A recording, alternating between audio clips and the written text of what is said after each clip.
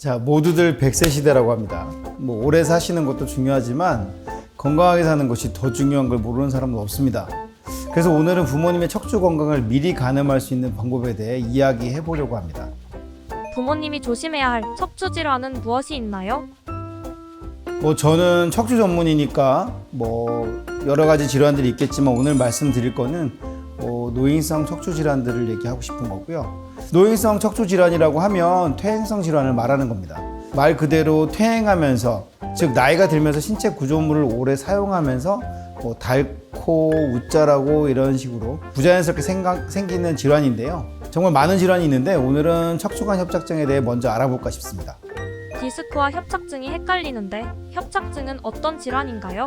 기본적으로 협착증이랑 디스크는 신경관이 좁아져 있다는 의미에서 봤을 때는 둘이 똑같은 질환이라고 생각해도 틀린 바는 아닌데요. 대신에 이제 디스크를 좀 더 구분지어서 부르기 위해서 신경을 눌리는 상태만 저희가 디스크 질환이라고 부르고, 뒤에서 신경관이 지나가는데 신경관을 싸고 있는 인대들이 두꺼워져서 좁아져 있는 것만 협착증으로 따로 구분지어져 있는 겁니다. 그럼 신경이 눌리면 어떻게 되는 건가요? 척추관을 따라서 내려가는 신경이 눌리게 되면 가장 흔한 증상으로 다리가 저리고 당기는 증상이 발생을 합니다. 때문에 물론 허리도 아프지만 다리 쪽 문제로 오시는 분들이 더 많아요. 그래서 증상으로 오셨을 때 허리 검사를 해보자고 그러면 약간 갸우뚱하시는 분도 있습니다. 부모님이 협착증인지 알 수 있는 방법이 있나요? 같이 산책을 가시거나 했을 때 중간중간에 좀 자주 쉬었다 가자라고 하시거나 중간에 가다가도 증상을 호소하시거나 하면 협착증을 조금 의심해 볼 필요가 있지 않을까 생각합니다. 그래서 저희가 보통 진료실에 들어오시는 환자분들한테 물어보는 또 질문 중에 하나가 앉아있을 때 불편하세요? 아니면 서서 걸어 다니실 때 증상이 생기세요? 물어보는 질문이 있습니다. 그게 이제 저희가 협착증 정도를 좀 구분하기 위한 건데요. 척추관이 신체 구조상에 앉아있을 때는 넓어지고 일어서면 좁아지기 때문에 협착증 환자들은 조금만 걸으면 다리가 저리고 당긴다고 합니다. 같은 이유로 허리를 구부려야 편하기 때문에 걸을 때 자세가 구부정하진 않으신지 살펴보셔야 되고, 그리고 허리를 들어 젖힐 때 증상을 호소하신다면 척추관 협착증의 가능성이 매우 높다 생각할 수 있습니다.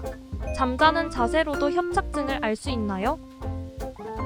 협착증 환자들은 허리를 굽혀서 척추관을 넓히는 게 좀 더 편하기 때문에 부모님이 주무실 때 등을 잘 살펴보면 새우처럼 몸을 약간 말아서 새우잠을 주무시는 경우가 많습니다.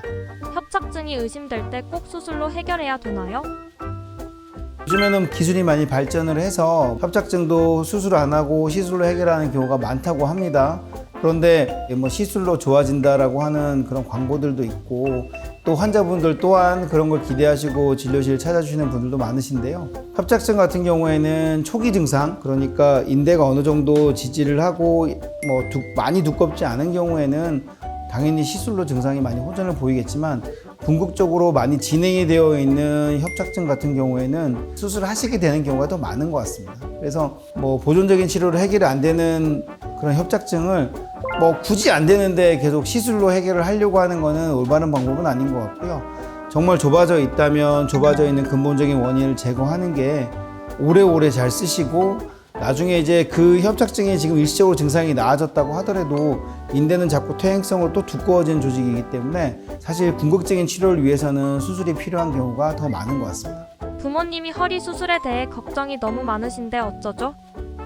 요즘에는 병변만 해결할 수 있는 것들에 대한 연구가 많이 있어서 좀 어려운 말이긴 하지만 최소 침습, 미니멀 인베이시브 서저리라고 하는 굉장히 적은 부분, 그 병소만 해결하는 척추 수술들이 이제는 좀 자리 잡은 상황이라서 요즘 현미경이나 내시경 같은 것으로도 충분히 수술을 할 수가 있기 때문에 사실 과거 수술에 비하면 거의 시술이다라고 얘기를 하고 할 수도 있을 만큼 시술과 수술 사이 정도라고 봐도 무방하고요. 수술을 받으시는 분들께서도 부담이 많이 줄었으니까 걱정은 안 하셔도 될 것 같습니다. 자, 그리고 저희 나누리 병원에서는 정교한 방법으로 치료가 가능하니까 걱정하지 않고 나누리 병원을 방문해 주시면 될 것 같습니다.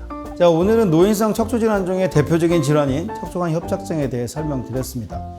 누구에게나 발생할 수 있지만 사실 어떻게 관리해 나가느냐에 따라서 노년의 삶의 질에도 큰 차이가 있기 때문에 미리 질환을 체크하고 관리하는 것이 중요합니다. 오늘 영상이 도움이 되셨다면 좋아요, 구독 부탁드리고요.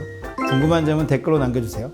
부모님의 건강을 위해 모두 함께 노력해봐요. 그럼 다음 영상에서 또 만나 뵙겠습니다.